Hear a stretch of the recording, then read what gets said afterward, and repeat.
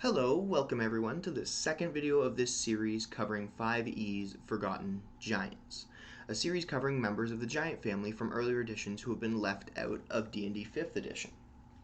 Today, we take a journey into the depths, where krakens reign and tritons live, and we search for the Ocean Giant. Now, this will probably be a little bit of a shorter video because there is very little lore on the Ocean Giant. The only time they are mentioned is in the 3.5 Monster Manual number 2, alongside the Mountain Giant and the Sun Giant. We don't know where they place on the ordning, if they come from Enam the Allfather, or if they exist due to some other deity. We're given a description for their physical features and minor details about their life in the Monster Manual. Ocean giants are described as having strong barrel-chested bodies, coppery skin, and flowing white hair. They have large fish-like tails like that of a merfolk. Ocean giants possess the unique ability to change from their merfolk-like form to a bipedal humanoid giant form at will.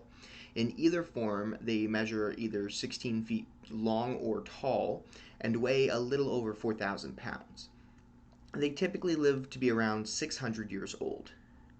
In their land form, they wear light clothing that is unlikely to impede their swimming if they need to resort to it, while they're in their original fish-tailed form, they forego clothing entirely and wear only a belt pouch containing their wealth, belongings, and rocks.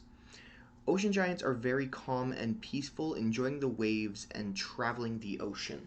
But they are also short-tempered, especially when someone points out their faults in whatever they're doing at the time. What we know about ocean giant society is that they live in magnificent underwater mansions near barrier reefs. They live off the ocean alone, hunting large sea creatures and farming and harvesting underwater plants. Elders in ocean giant society will often raise domestic animals on deserted islands. Many young ocean giants will take on their land form for an extended period of time and choose to sail the oceans on board a ship with pirates or privateers. Because of their large size, they need to find larger ships willing to take them on as a crew, so no small fishing fleets. The only giants we know of that have interacted with the ocean giants are storm giants, who live in or close to the sea. They find that ocean giants are plunderers of the sea's wealth, so their relationship is strained at best. As for power, the ocean giants tend to be stronger than most of the other giants, but they have very few abilities at all, especially when it comes to combat. Out of water, the ocean giants probably are going to be bested by other giants, but in water is an entirely different story where the ocean giants become much deadlier of a threat. Now on to the stats. Ocean giants are a huge giant, neutral good. They are roughly the same size as most of the other large or middle-sized giants, and they tend to be good. They tend to be calm, as we said earlier, just not when you correct them. Natural armor, they do not ever wear any armor, so natural armor is going to be a 16. Their hit points, they have 241. That's 21 d12 plus 105 hit points. Their movement speed on land is 40 feet, but their swim speed is 80 feet. That's where things are going to come into play in the ocean. Ocean giants possess a 26 strength, a 15 dexterity, 21 constitution, 11 intelligence, 14 wisdom, and 18 charisma. Some of the higher end on the intelligence scale for giants, and very well rounded when it comes to their physical stats. Their saving throws, they have dexterity, constitution, and wisdom proficiencies. For their skills, they have proficiency in insight, perception, and persuasion. They are very insightful and knowledgeable creatures. They are one of the few enemies in D&D that will have a vulnerability. But the only way this is going to come into play is if you ever fight them on land. Because in the water, due to rulings, everyone is resistant to fire damage in the water, so they will not be taking that double damage. So if you can get them on land and then shoot them with a bunch of fireballs, you're going to have a lot easier of a time. They do possess 2 damage immunities though, bludgeoning damage and cold damage.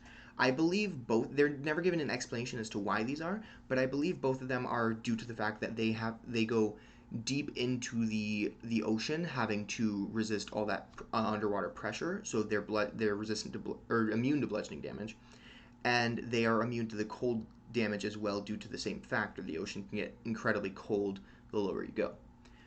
They have a passive perception of 18 and dark vision out to a range of 60 feet due to being underwater for so long. I added dark vision in. It was not mentioned that they had dark vision, but it makes more sense to me if they do. Languages, they have giant, and due to their intelligence being not the greatest, but is still just as good as a common average person, they could also probably possess that of common or undercommon, especially younger ones who tend to sail the seas. They have a challenge rating of 17, one of the higher challenge ratings for giants, but again, that is mostly due to the fact that this is calculated on being an encounter in water. If they're out of water, they're going to be a lot weaker. Their abilities, they are amphibious. The giant can breathe air and water, and their other ability is land form. The giant can use its action to assume the form of a huge humanoid giant or back into its true form. Its statistics, other than its size, are the same in each form. The ocean giant loses its tail attack when transformed into its bipedal form, obviously. Any equipment it is wearing or carrying isn't transformed. It does not revert to its true form if it dies. That's interesting. That's something that doesn't often happen with these abilities. This form cannot be dispelled, but an ability like True Sight can show the user the giant's true form. So a little bit different than often other shape-changing abilities, but I do think it is very interesting and unique. Most of that is taken straight from the 3.5 Monster Manual and just converted into 5th edition like lingo. Their actions, they possess a multi-attack, which presents you with some options for how they multi-attack. The giant can make one trident attack and one tail attack, or 2 slam attacks and 1 tail attack.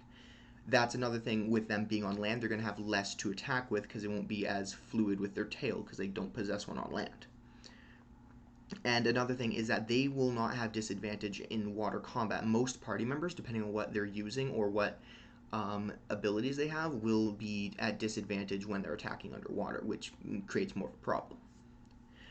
So their trident attack is a melee or ranged attack, plus 14 to hit, reach of 10 feet, or a range of 20 normal, 60 at disadvantage for throwing. One target, it does a lot of damage. It does 66 plus 8 piercing damage, or an average of 29 piercing damage. Their slam attacks are plus 14 to hit, reach of 10 feet, one target, and 2d8 plus 8 bludgeoning damage, or 17 on average. Tail attack is a plus 14 to hit, but a reach of 20 feet. So they can hit someone a little bit closer to them and then someone farther away, or they can just stop people before they come anywhere near them. It hits one target, hit of 2d10 plus 8 bludgeoning damage, or 19 bludgeoning damage. And the strongest of all giant abilities is the joke that I like to say, Rock. Ranged weapon attack, plus 14 to hit, range of 60 feet normal, 240 feet at long distance, hits one target, does 4d10 plus 8 bludgeoning damage, or 30 bludgeoning damage. Most of the times when they're using their rock, they're going to be throwing it at ships or the people above water so they can stay in the water and keep themselves safe. Other than that, that's it. It's a really short stat block. It's a really short video because ocean giants don't have a lot to them. So anyways, that's all I got for today. If you liked the video, please drop a like, subscribe for more, and I will see you guys in the next video, probably another one on 5e's Forgotten Giants. Thanks for watching. Bye.